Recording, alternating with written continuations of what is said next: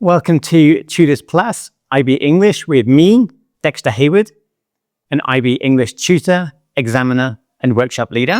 Now, when you open your paper one and you see a visual text, an advert, a poster, a campaign, it's easy to feel overwhelmed.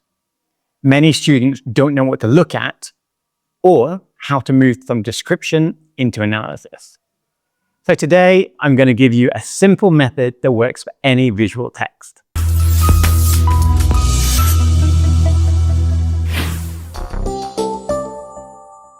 If you can't see what matters, you can't analyze it. So we need to really focus on drawing out what's there. And many students often jump straight into naming features. Color, composition, text, layout. But identifying parts of the image in the paper one isn't analysis. Analysis happens when you explain how these choices shape meaning, how they influence the viewer or support the message. So focus gives you a way to break a visual text with an acronym into manageable steps. You stop guessing, you stop listing features, and you start understanding why each choice is there. So let's break down the focus method simply and clearly. We have a F, which is first impressions and framing. This is everything that the viewer feels instantly, everything that you feel when you look at the image. The mood, the emotional tone, how the subject is positioned even.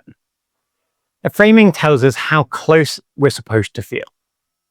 A close-up, for example, feels intimate or intrusive. A wide shot creates distance or vulnerability. And a low angle empowers, where a high angle weakens. And cropping matters too.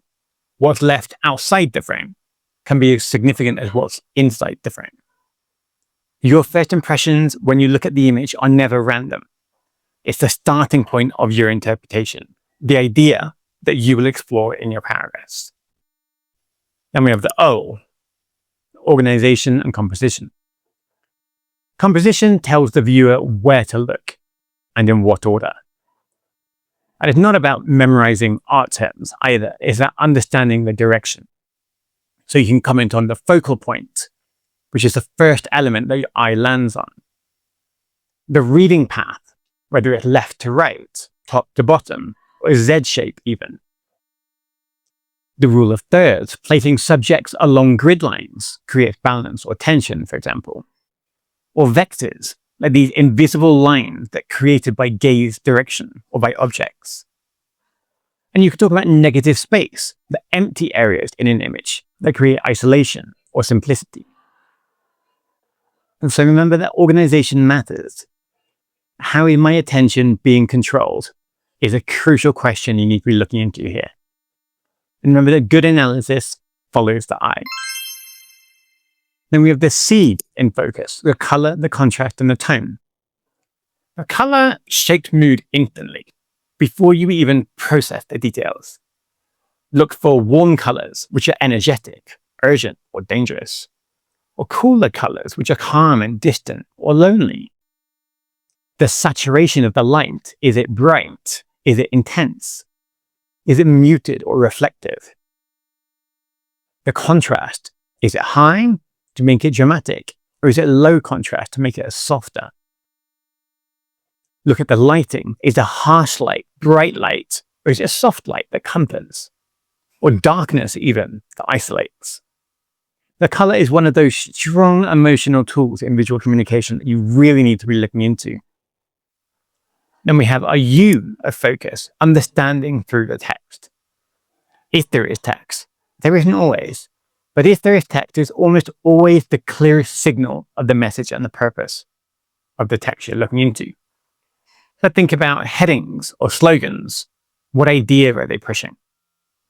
Think about the font choices. Sharp fonts often feel urgent. Rounded fonts feel friendly. Capitals are shouting, where small lowercase might be whispering. Think of the font size. What are you meant to read first? And the modality, the words like must or stop or need or feel boastful whereas might or could are a lot softer. Think of the placement of the text. Is it near the focal points to anchor the meaning? Or is it off to the side to distance it from the message? So the text guides your interpretation. It doesn't just support the visual, it really directs it. And then lastly, we have the S, the symbolism, the setting, and the subtext. This is the deeper layer, and it's where your commentary becomes more analytical. So you want to look for symbolic objects, maybe phones, clutter, or shadows. Look at the setting. A bedroom might signal privacy, where a workplace might signal pressure. Perhaps there are cultural clues, clothing or props or stereotypes. And look at the subtext, what the image implies about behavior or identity. What are you supposed to be reading into the image? And this is where you move from describing what you see to explaining what the text believes. Remember, focus, the acronym, turns an image into an argument, turns your description into a true analysis. So now let's apply focus to a real paper one style advert. So we had the first one, which is disconnect to reconnect. Now, as a first impressions, we have a quiet, lonely moment. We have a young woman lit only by her phone in a dark bedroom. So let's address the framing. The close-up shot makes the moment feel intimate, almost intrusive, where the darkness isolates her, suggesting some sort of emotional distance. The O of the organization, the phone glow, is the brightest element, so it becomes that focal point. Our eyes move from the screen to her face, emphasizing her dependence on the phone. Then we have the color, which is the cool blue tones, which create a calm but somewhat detached atmosphere. It's emotionally quiet, but it's not very comforting. Then we have our U. Now, disconnect to reconnect is the text, the understanding, which creates purposeful irony. She isn't disconnecting from her phone at all. So therefore, is she reconnecting? And then we have the S, the symbolism. The screen light, for one, becomes a symbol of digital dependency and is the only thing illuminating her. And remember, if you're finding this helpful, feel free to click like and subscribe below so you don't miss the next IB English guide. I'll see you there. How do you turn this into analysis? Well, if you're writing about this advert, your paragraph wouldn't need to describe everything, first of all. You start with the idea, the emotional isolation, and then choose the focus element that best supports it. So for this image, that might be framing, or it might be color. So your topic sentence could begin with, for example, the advert suggests emotional isolation through its intimate framing and cool detached tones. And then you can build the effect and the significance from there. And remember, interpretation first, feature second. That way you're not describing. So let's apply the method again with a very different advert. This time with a closet. With the text, is your closet full of excuses? So we have our first impressions, which is immediately overwhelming, with a chaotic, overflowing closet.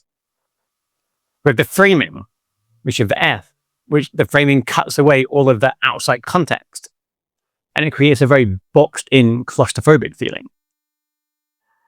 The organization, the frame is entirely filled. There's no empty space. There's no air. The clutter really becomes that unavoidable focal point.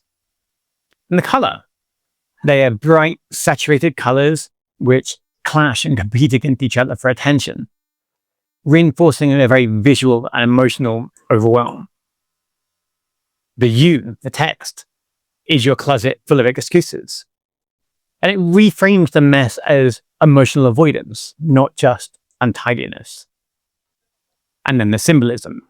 So the closet becomes a metaphor for hidden emotional or behavioral clutter that's not being addressed. And then again, turning this into analysis. So in your commentary, you follow that same pattern. Start with the idea, the overwhelm, or the avoidance, and then choose that strongest focus element. So for this advert, that might be composition or the text. So a paragraph might begin, the advert confronts the viewer with emotional overwhelm through its tightly framed, chaotic composition. And remember that different students, different people will interpret things differently. You might come to one conclusion about an image where somebody else might come to another conclusion. And that's fine. Like, the important thing is that focus, the FOCUS, helps you explain how the meaning is constructed. So the meaning comes from the choices, not from the objects. So let's move from here from a weak analysis, an example of an analysis of an image that could be improved, to one that we saw earlier. So again, using the closet advert. So we had the bad. The advert shows a messy closet to show that the person has too many clothes. Here we're looking at a pure summary. There's no interpretation. It's just describing what the image shows. We have a better version. The messy closet catches the viewer's attention and shows that the person needs to clean up. This mentions the effects, but they're still literal. It's still superficial. And then to our best version. The cramped, overflowing closet creates a chaotic visual tone that mirrors the emotional clutter implied in the question, encouraging the viewer to confront the habits they avoid addressing. And see how you move from the idea to the feature, the effect, significance. And remember that this better analysis isn't always longer. It's clearer. There's a true difference. And then after all of that is usually the point where you ask, okay, but how do I move from this analysis into a paragraph? You've seen how focus helps you notice the right things, but you need a way to turn those observations into clear, organized commentary. So we can look into how the focus shapes your paragraph flow. Is when you're writing your commentary, you don't want that paragraph to jump randomly between features. You want the examiner to see a clear line of thinking and focus that gives you exactly that structure. So remember to start with the idea, the meaning or the impression that the visual text creates. Then choose the relevant focused element, framing, color, text, composition, symbolism, the choice that builds the meaning. And then explain the effect. So how this guides the viewer's attention or their emotional response. And end with the significance, why this choice matters to the advert's message or its purpose. And this movement will keep your paragraph focused and analytical. Everything flows from this central idea. Every explanation really pushes that meaning further. And that's what makes commentary feel controlled, intentional, and examiner-friendly. And remember, when you're considering those focus elements, you can't look at everything. If you list everything, you're going to move into description very fast. Consider the best element of the focus that supports your idea. So, when you analyze a visual text in paper 1, remember to use focus. It helps you move from that description to analysis, and it shows exactly how that meaning is constructed.